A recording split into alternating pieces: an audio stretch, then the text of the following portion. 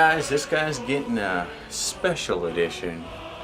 Skyrim Special Edition's coming out this October, and honestly, even though you hear this a million times in my videos, I am pretty damn excited for this because for the longest time I've just lived Skyrim. I mean, a loser like me within the past year has put 1,000 hours into it, almost more than all of the rest of my Steam games combined.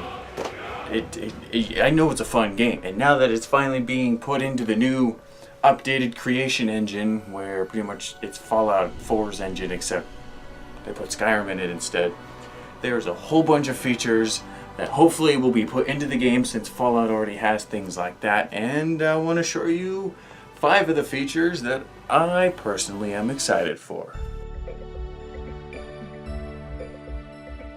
Number 5 is lighting with on the grass, because if I show you here, I'll fade to Skyrim footage. You pull out a torch or you look at some lights, the grass that's generated in the game isn't supported by the lighting engine for some frickin' reason, only supported by the global lighting, which is, the sun. So when you pull out a torch, it's all, the ground's, lit up, but not the frickin' grass, so you walk around at night trying to be all sneaky or whatever, or immersed, as everybody in Skyrim likes to call it.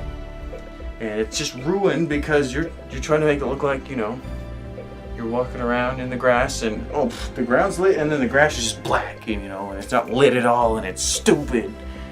But if I switch to Fallout 4 footage, you can see when I turn like my Pip-Boy light on or my headlight, the grass reacts with the light perfectly, and it makes it look so much better. And, I just can't wait to see how that looks in Skyrim, because you're walking around. I have this wearable lanterns mod. I'm pretty sure it won't work right off the bat because it requires a script extender, but just walking around with a torch and seeing the grass actually lit by the surrounding global illumination light, it's gonna make it look way better.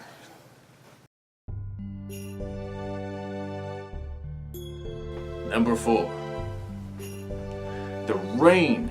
The rain will be fixed because in Fallout, the updated creation engine, Fallout has this thing called rain occlusion. I think that's how it's pronounced. But basically, it makes it where the game will detect if you're under something and will not render rain and have it fall through the freaking ceiling like it does in Skyrim.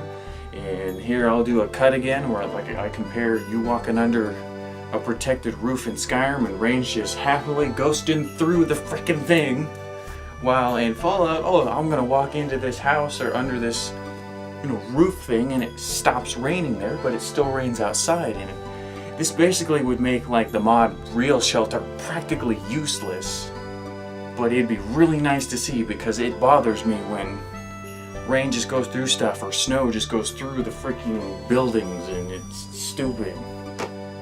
That's my number 4.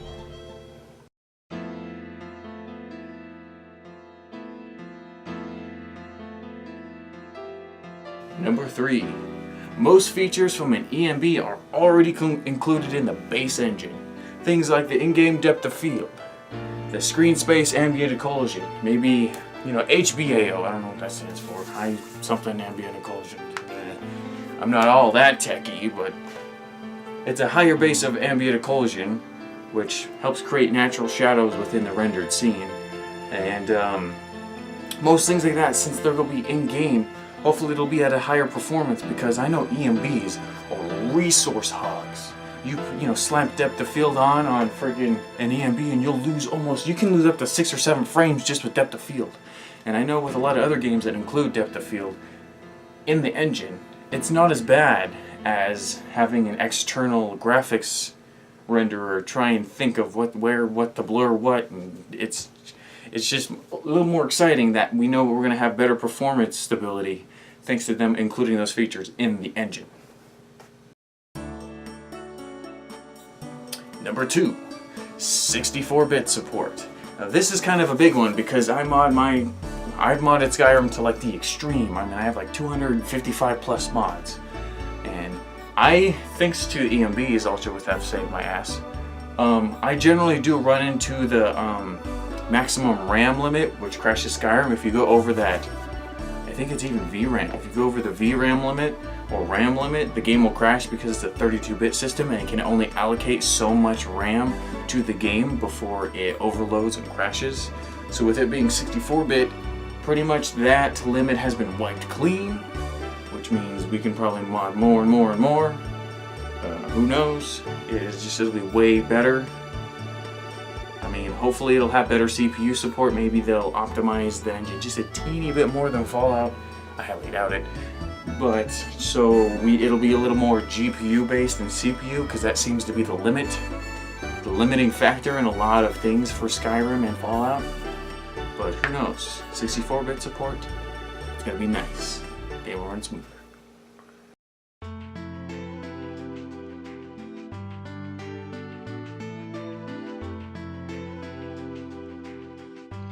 And my number one will be more possibilities with mods.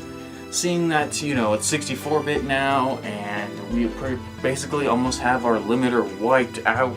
As soon as we get a stable and very, very good script extender, I can just see the possibilities for mod going flying off the roof. You know, more expansions mods. It might be easier to mod it.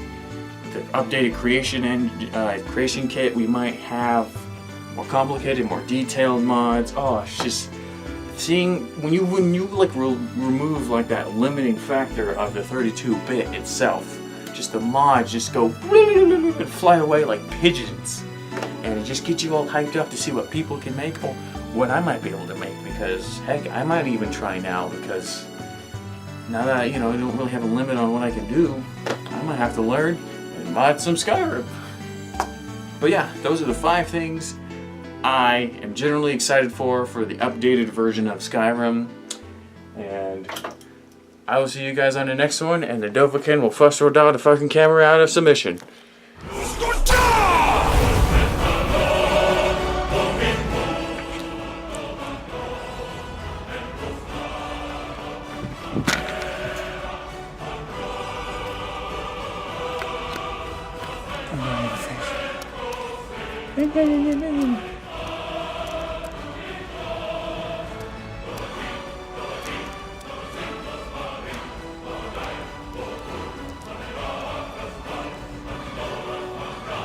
Maybe I could have it blur and I could just hit it on the ground.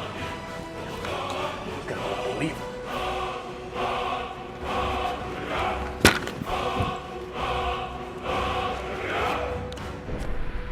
Oh wow, the camera's all fucking...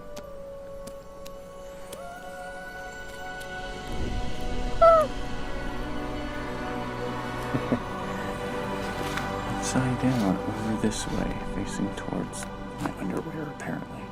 This sucks.